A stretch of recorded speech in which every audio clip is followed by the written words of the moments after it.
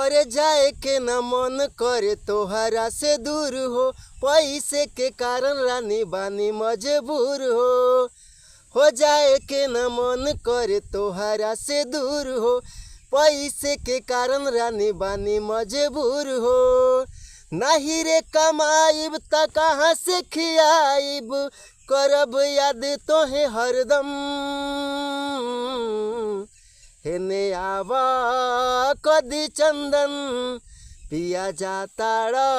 तू त लंदन चल जई बाबा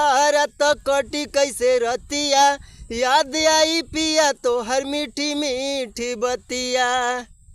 इहे मजबूरी धनी हमके सतावता कथी करी कुछ अब समझ न आवता बतिया तू मानो ना जिद तू करब फोन तोहे हरदम